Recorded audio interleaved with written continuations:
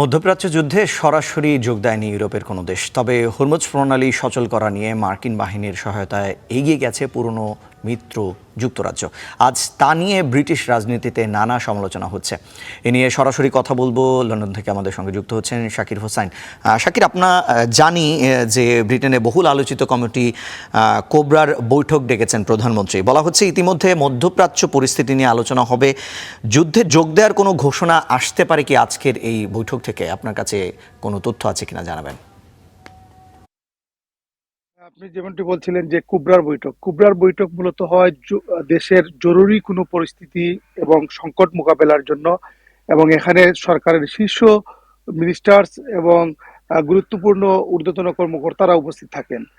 গতকাল রাতেও কুবরার একটি বৈঠক অনুষ্ঠিত হয়েছে 10 ডাউনিং স্ট্রিটে, এবং আজকে এখন দুপুর 12টা বাজে এই লন্ডন সময়।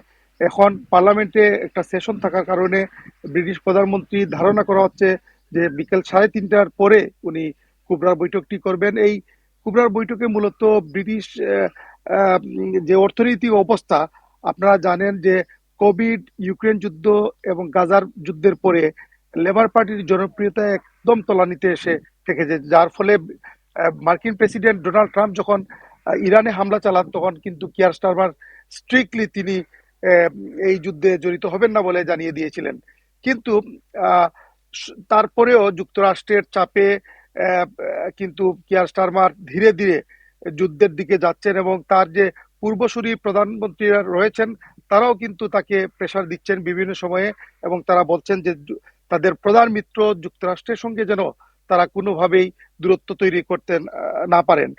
আপনি আপনাকে আরেকটি জিনিস জানিয়ে রাখি যে এই কুবরার বৈঠকে মূলত গতকালকে যে বৈঠকটি হয়েছিল সেটিতে মূলত জ্বালানি সরবরাহ সম্ভাব্য ঘাটতি মোকাবেলায় প্রস্তুতি নেওয়া, দুই তেলের দাম বৃদ্ধির ফলে জনগণের উপর প্রভাব কমানোর পরিকল্পনা, আন্তর্জাতিক মিত্রদের সঙ্গে সমন্বয় বাড়ানো এবং পরিস্থিতি আরো খারাপ হলে জরুরি অর্থনৈতিক পদক্ষেপ নেওয়ার বিষয়ে তারা কথা বলেছেন। এবং আজকের বৈঠকটিতেও মূলত এরকম কথা আলোচনাই হবে, এবং যুদ্ধে যাওয়া যায় কিনা, তার দলের মিনিস্টার্সরা কি বলেন সে বিষয়টিও কিয়ার স্টারমার শুনবেন।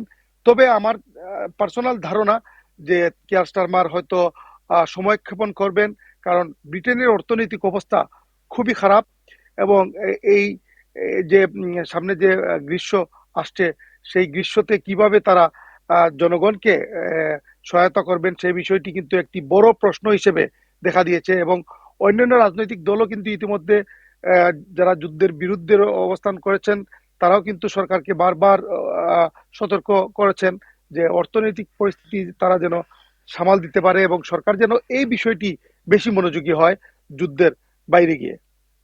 শাকির, আপনাকে ধন্যবাদ। দর্শক, লন্ডন থেকে সরাসরি আমাদের সহকর্মী শাকির আমাদের সঙ্গে যুক্ত হয়েছিলেন। কোবরার যেই আজ বৈঠক হবে সে বিষয়ে বিস্তারিত জানাচ্ছিলেন।